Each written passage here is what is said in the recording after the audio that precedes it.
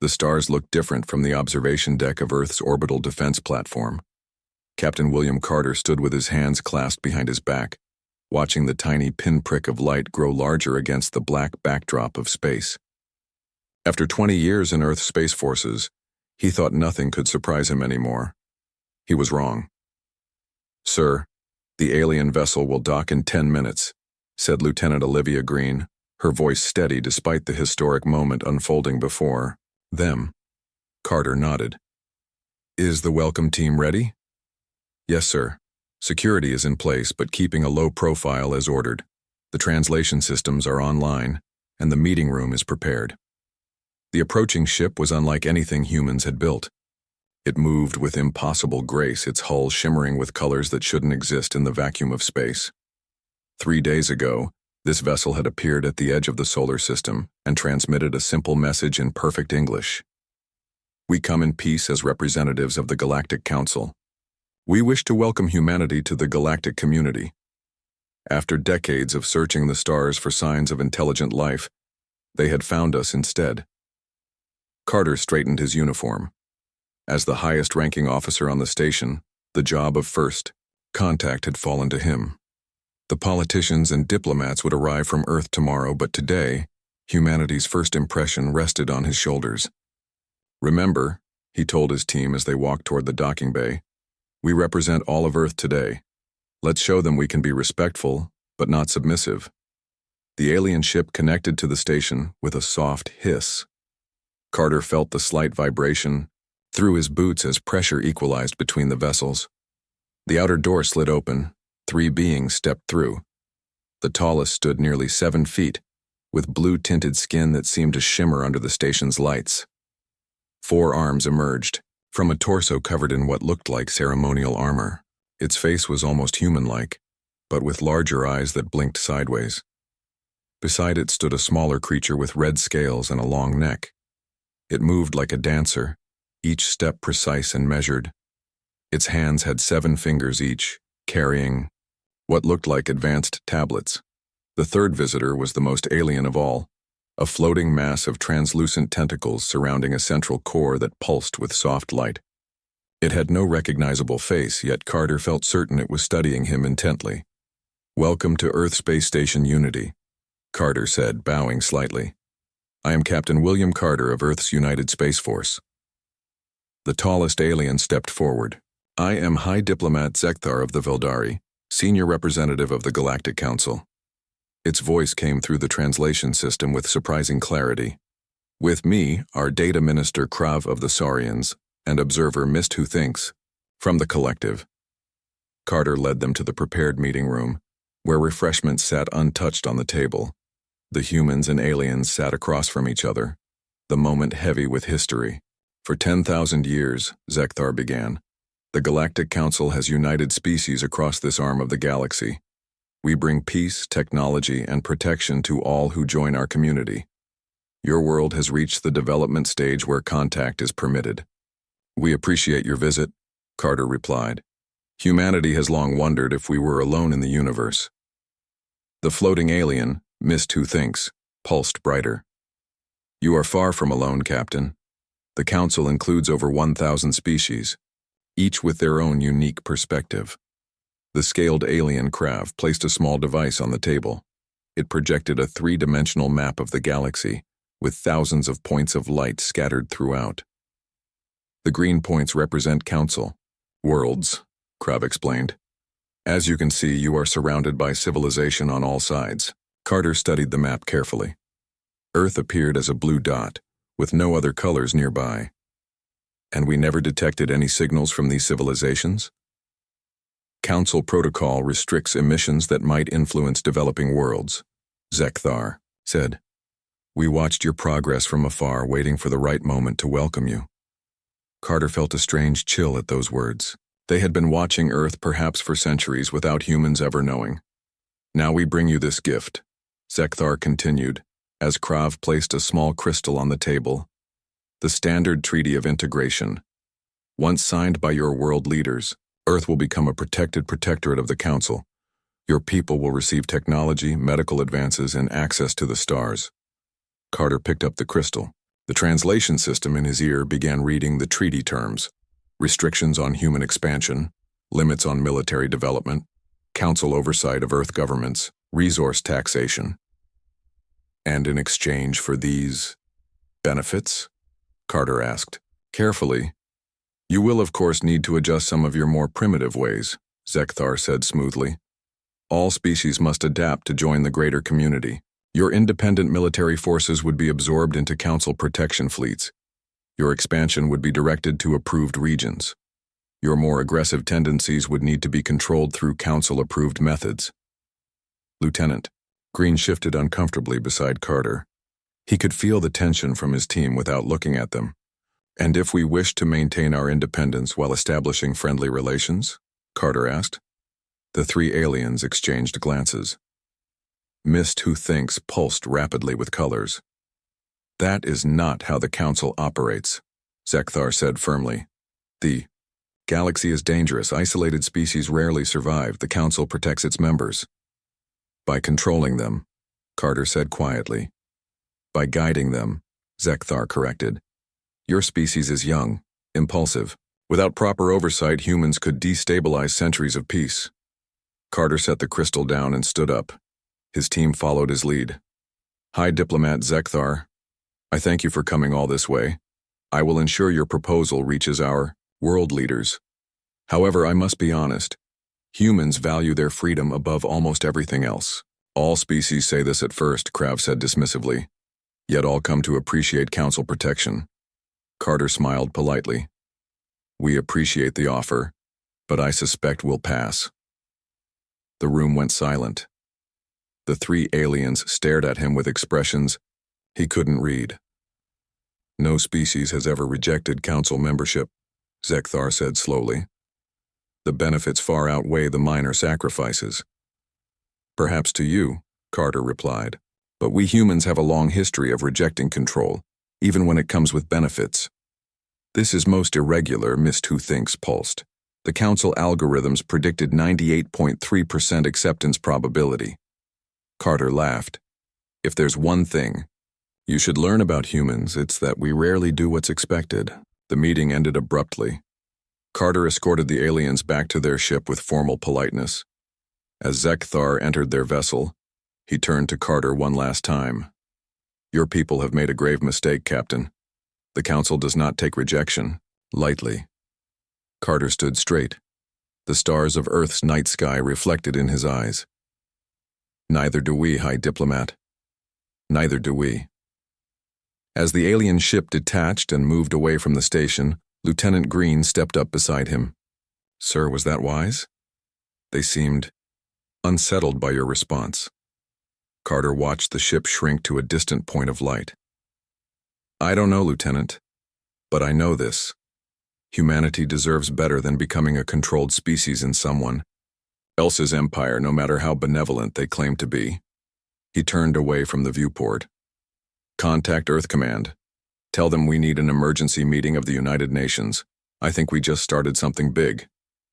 Behind him, the stars continued to shine, suddenly seeming much closer and much more dangerous than ever before. News spread quickly through the 1,000 worlds of the Galactic Council. For the first time in over 3,000 years, a species had rejected membership. The impossible had happened, and it sent ripples of confusion through the carefully ordered Galactic Society. On the Council homeworld of Sanctora, the Great Chamber buzzed with angry voices. Representatives from hundreds of species argued about what to do with the troublesome humans.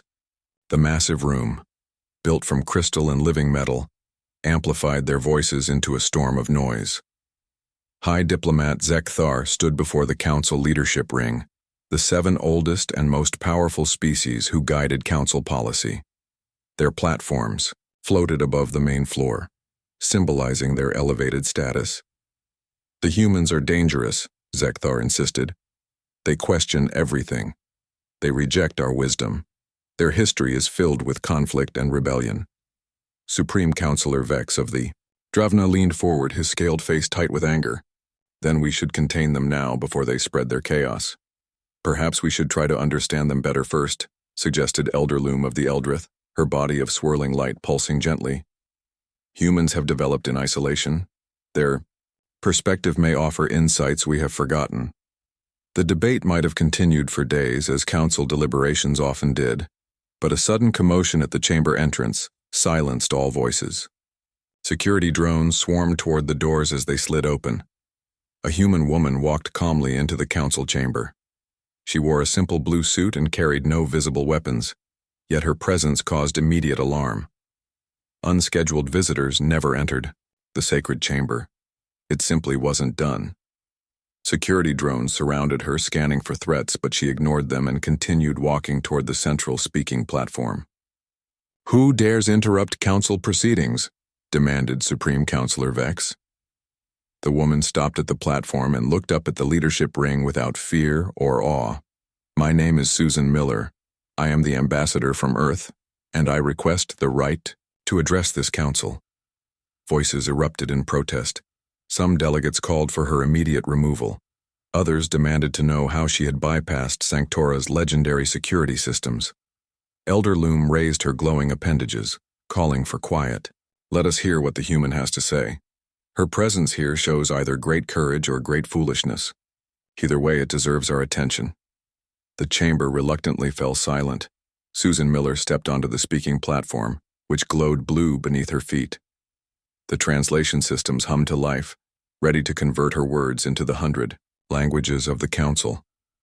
"Respected members of the Galactic Council," she began, her voice strong in the vast space. "I come before you today not as a supplicant, but as a representative of Earth and its people." She paused, letting her gaze move across the alien faces watching her. "1 week ago, your representatives visited our world and offered us membership in your council. They presented us with terms that would require humanity to surrender its independence, limit its growth, and submit to outside control." Miller straightened her shoulders. "Humanity respects the Galactic Council and its achievements. We seek friendship and trade, but we will not surrender our sovereignty or our right to self-determination. We propose a new type of relationship, not as subjects but as equals." The chamber erupted in chaos. The concept was alien to council doctrine, which had always placed the collective above individual species' rights. "Impossible," shouted a representative of the Volcar, rising from his seat in anger. "The council does not form equal relationships. There is membership or there is nothing." The Volcar delegation stormed out in protest, their long cloaks sweeping behind them. Supreme Counselor Vex leaned forward, his voice cutting through the noise. "You misunderstand your position, human. The council is not a collection of equals. It is a hierarchy based on age, wisdom, and contribution. New species enter at the bottom and earn their place over centuries of loyal service." Susan Miller nodded. "I understand that is how things have been done. We are suggesting something new." "New is not always better," hissed Krav, the data minister who had been part of the Earth delegation. "The council has maintained peace for 10,000 years. Your proposal would destabilize everything. Or it might bring fresh energy to a system that has become rigid," Miller countered. "Earth has much to offer the galaxy. Our art, our music, our different way of thinking. But we cannot share these gifts if we are controlled and restricted." Elder Loom's light pulsed thoughtfully. "There is wisdom in these words. Perhaps we have become too fixed in our traditions." "Blasphemy," shouted another council member. "The human corrupts your thinking already, Elder." Susan Miller remained calm amid the growing storm of voices. "We do not ask you to change your entire system. We ask only for the freedom to find our own path while building bridges of friendship with your worlds." The militaristic Dravna representatives began pounding their tables in rhythm, a traditional show of rejection. Others joined in, the sound building to a deafening roar. Supreme Counselor Vex raised his hand for silence. "Ambassador Miller, your proposal is rejected. The Council speaks with one voice on this matter. There is membership or there is isolation. Those are the only choices humanity has." Miller nodded, unsurprised. "Then we choose independence, with the hope that someday you will reconsider." As security drones moved to escort her out, she added, "Know this. Humanity will continue to explore the stars. We will meet other species. We will trade, learn, and grow. You cannot contain us forever. She was led from the chamber, her head held high despite the hostile stares following her. After her departure, an unusual thing happened in the council chamber. Several of the smaller, newer species began talking quietly among themselves. The humans' words had stirred something, questions that had remained unasked for too long. Elder Loom watched these whispered conversations with growing interest. The seed of change had been planted. In her quarters later that day, she reviewed historical records of other species who had resisted council authority. All had eventually submitted or been contained. Yet something felt different this time. Humans, she murmured to herself, her light form shifting with curiosity. Perhaps you are exactly what this ancient institution needs, a reminder of why we began this journey among the stars so long ago. Outside her window, the three suns of Sanctora set in sequence, casting long shadows across the council city. Something had changed today, though few yet realized it. The galaxy held its breath, waiting to see what would happen next. 6 months after Ambassador Miller's address to the council, Earth continued its daily life mostly unchanged. On the surface, people went about their business as if alien contact was something that happened only in movies. Deep space monitors, however, told a different story. Admiral Patricia Nelson stood on the bridge of the Earth Defense Command flagship Guardian, her eyes fixed on the main display. She had gray streaks in her dark hair and a face that rarely smiled these days. "How many now?" she asked her second in command. Vice Admiral Frank Harris pointed to the red dots appearing at the edge of their solar system. 300 ships, and counting, Admiral. They arrived through some sort of faster-than-light jump points. Nothing like we've ever seen before. Nelson nodded, her expression grim. In the 6 months since Earth had rejected council membership, humanity had worked frantically to improve its defenses. New ships had been built, old ones upgraded. The Guardian itself had only been commissioned 2 months ago, but 70 Earth vessels against 300 alien ships? The math wasn't encouraging. "Alert all Earth governments," Nelson ordered. "And get me a direct line to President Foster. They're finally making their move." On Earth, President Alan Foster received the news while meeting with his cabinet. The room fell silent as the Admiral's message played. "The Council fleet has arrived, Mr. President. They outgun us at least 5-1. Foster rubbed his forehead. At 52, he looked a decade older than he had 6 months ago. "They're earlier than our intelligence suggested. Are our people in position?" Secretary of Defense Julia Winters nodded. "All Earth Defense Forces are at full alert. The lunar batteries are online. Mars Colony has activated their shield systems." "And our secret weapon?" Dr. Peter Rogers, head of the Advanced Technology Division, spoke up. "The disruptor isn't fully tested, sir. We've had success in small-scale trials, but nothing like what we'd need against a fleet that size." Foster stood and walked to the window of the Oval Office. The sky was blue, clouds drifting peacefully. How long would it stay that way? "We knew this was coming," he said quietly. "Ever since Captain Carter laughed in their faces, ever since Ambassador Miller stood before their council and demanded to be treated as an equal." He turned back to face the room. "We also knew we couldn't back down. Not if we wanted to remain human." A soft chime interrupted them. "Mr. President," his aide said over the intercom, "the council fleet is broadcasting a message. They're requesting to speak with you directly." Foster straightened his tie. "Put them through to the secure screen." The large display on the wall flickered to life. Supreme Commander Zor Kaleth of the council forces appeared. His species resembled a praying mantis if praying mantises grew to 7 feet tall and had armored exoskeletons that gleamed like metal. "President Foster of Earth," the alien said. His voice translated into flat, emotionless English. "I come with the authority of the full Galactic Council." Foster nodded. "Commander Zor Kaleth, that's quite a fleet you've brought to our doorstep. Not exactly the friendly visit we might have hoped for." The alien's compound eyes showed no emotion. "The time for pleasantries has passed. Your species' continued defiance cannot be tolerated. Defiance? Foster raised an eyebrow. Is that what you call our desire to remain independent? To choose our own path? Your resistance creates disorder, Zorkalith stated. Other species are beginning to question Council authority. This cannot continue. The alien commander's mandibles clicked together before he continued. The Council has authorized me to deliver this ultimatum. Join the Council within 30 Earth days, accepting all standard integration protocols, or face complete blockade and possible military intervention. The room temperature seemed to drop several degrees. Everyone present understood what military intervention meant. And if we refuse? Foster asked, though he already knew the answer.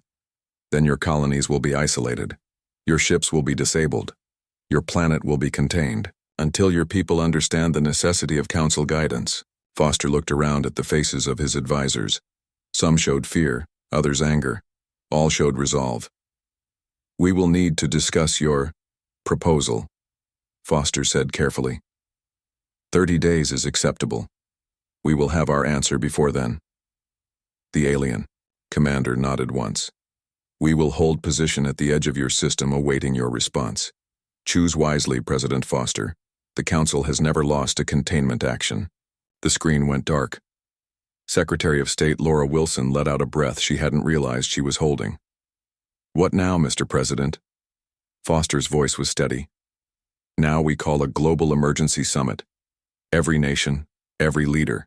This isn't a decision for one government to make.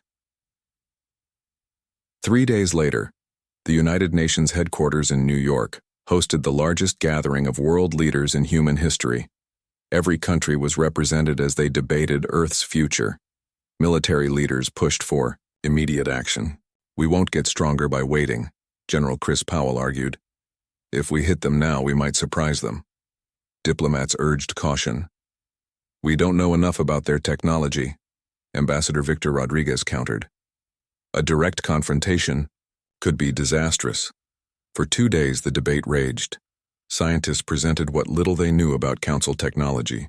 Intelligence officers shared intercepted communications, suggesting divisions within the Council itself. Finally, President Foster took the podium to address the assembly. We face the greatest threat in human history, he began. Not because the Council wishes to destroy us, but because they wish to change us. To make us something other than what we are. The room was silent as he continued. Throughout our history, humans have fought and died for one thing above all others, the right to determine our own destiny. The Council offers us safety, but at the cost of that most basic freedom.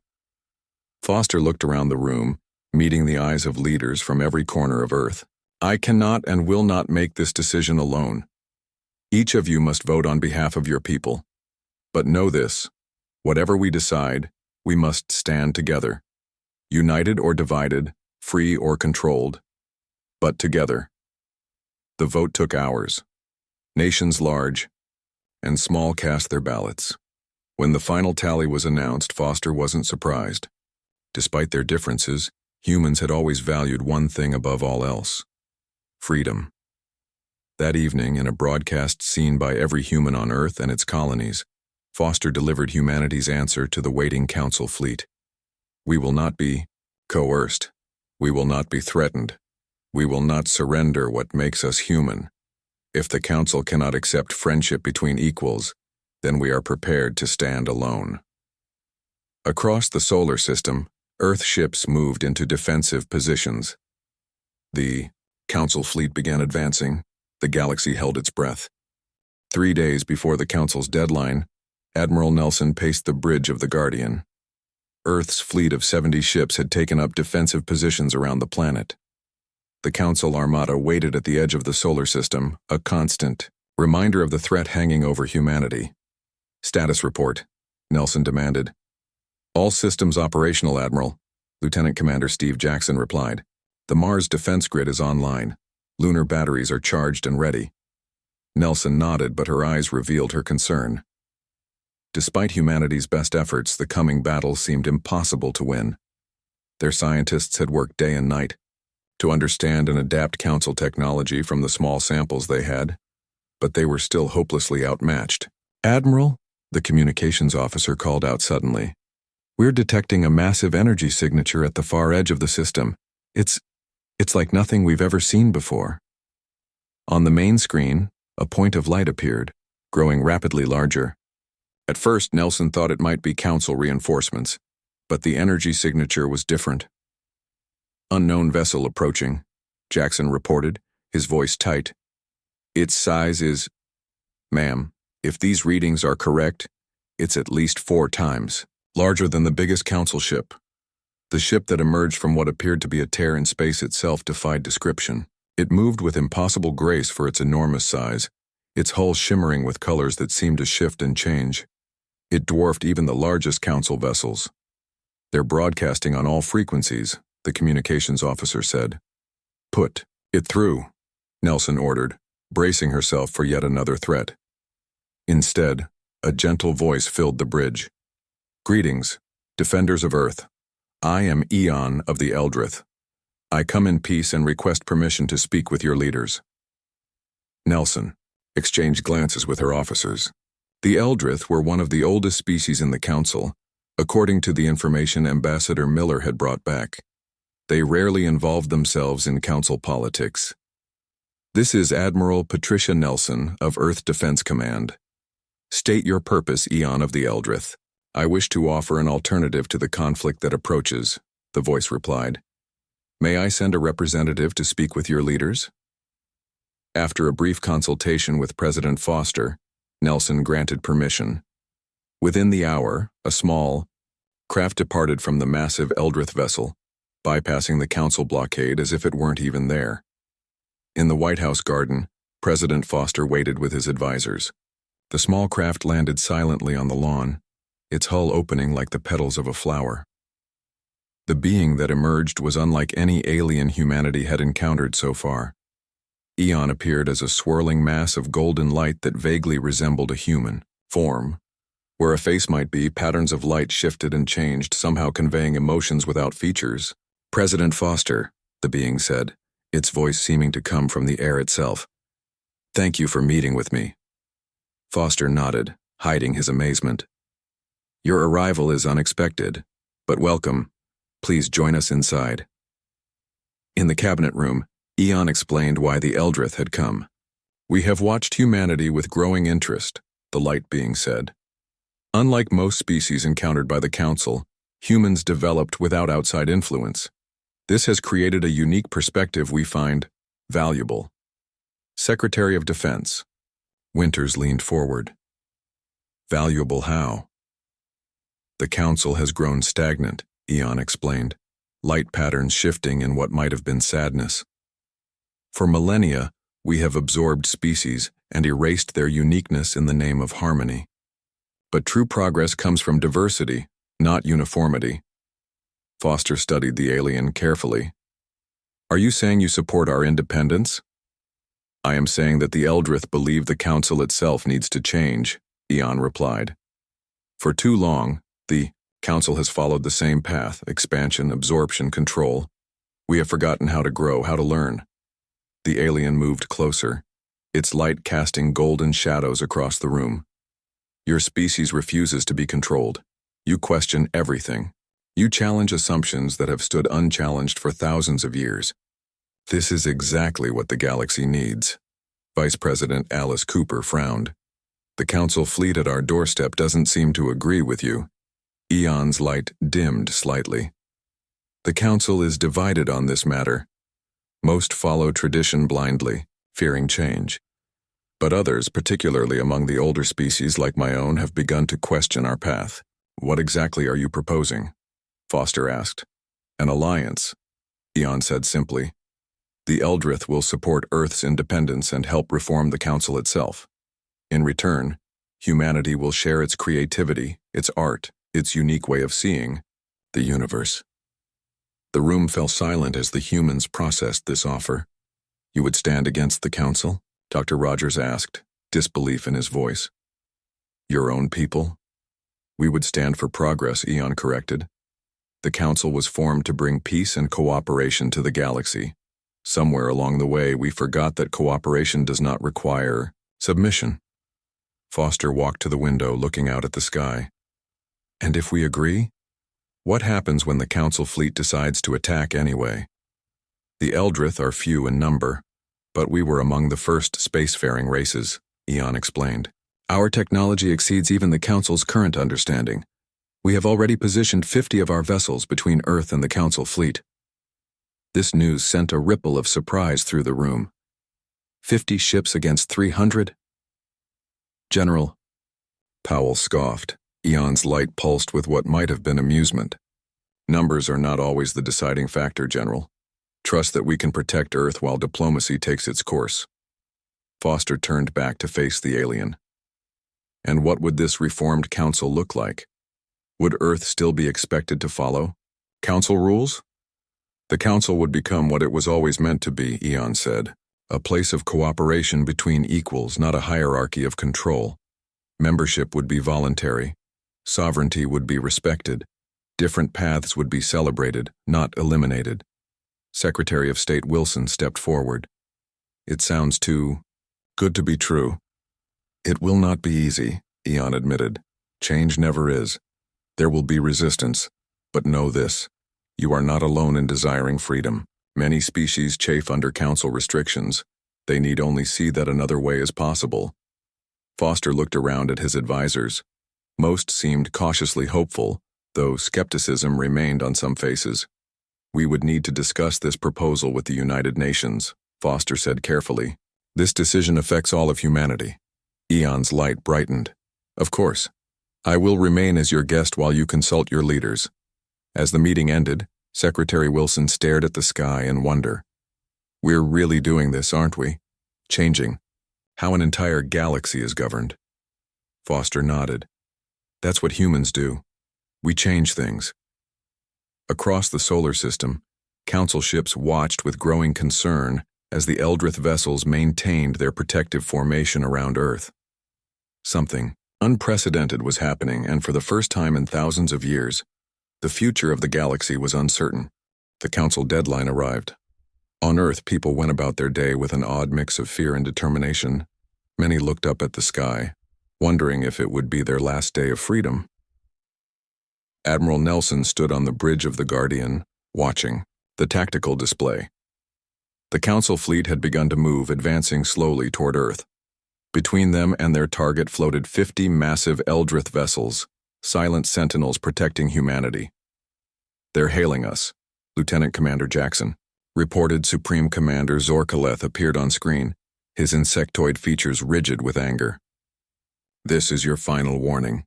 Submit to Council authority or face the consequences. Nelson remained calm. The people of Earth have made their decision, Commander. We choose freedom. Then you choose destruction. The alien commander turned away, speaking to someone off-screen. Prepare the fleet for engagement. Across the solar system, council ships formed into attack patterns. Weapon systems powered up. The moment of truth had arrived, but before the first shot could be fired, something unexpected happened. Across the galaxy, on the council homeworld of Sanctora, the ancient chamber witnessed an event not seen in 7,000 years. Elder Eon's projection stood before the leadership ring, surrounded by Eldrith representatives. I call for a vote of no confidence in the council leadership, the light being announced, voice ringing through the chamber. The 7 members of the leadership ring rose in outrage. This is treason, Supreme Counselor Vex shouted. The Eldrith betray thousands of years of tradition. We honor the true tradition of the council, Eon replied calmly. Cooperation, not control. The council was founded to bring peace, not to enforce conformity. To everyone's surprise, Ambassador Susan Miller stood beside the Eldrith projection. She had returned to Sanctora at Eon's request, risking her own safety to be present for this moment. Humanity does not reject friendship with the stars, she said clearly. We reject only the chains that come with it. We believe there is a better way forward, one where all species retain their uniqueness while working together for common goals. The chamber erupted in chaos, but something unexpected began to happen. One by one, representatives from other worlds stood up. The vril, a species, known for their caution, rose first. "We have followed council doctrine for 2,000 years, their speaker said. Yet we have never been permitted to develop our own solutions to our world's problems. Perhaps it is time for change." They were followed by the Nexari, the Joth, and a dozen smaller civilizations who had always remained silent in council proceedings. "We too would prefer greater autonomy," the Nexari representative declared. "The cost of protection has been too high for too long." Nearly a third of the council chambers now stood with the Eldrith and the human ambassador. The ancient order began to crumble before their eyes. Back in Earth's solar system, the council fleet received the transmission from Sanctora. Commander Zorkaleth watched in disbelief as his orders were suddenly countermanded. "Stand down," came the message from a deeply divided council. "A full review of council policy has been initiated. No action against Earth is authorized at this time." The commander's mandibles clicked in frustration. "This is unprecedented," he muttered to his officers. "In 10,000 years, no species has caused such disruption." Slowly, reluctantly, the council fleet powered down their weapon systems. The Eldrith ships maintained their protective formation, their message clear: any act of aggression would be met with force. 1 year later, Admiral William Carter, the man whose laugh had started it all, stood on the observation deck of the newly commissioned diplomatic vessel Horizon. No longer a simple captain, he now led Earth's growing fleet of exploration and diplomatic ships. Behind him stood representatives from Earth and 20 former council worlds who had joined what was now called the Galactic Alliance. They were approaching Sanctora for the first official meeting between the Alliance and the Reformed Council. Carter studied the planet below. He had seen many strange and wonderful worlds in the past year, as Earth's ships ventured further into the galaxy.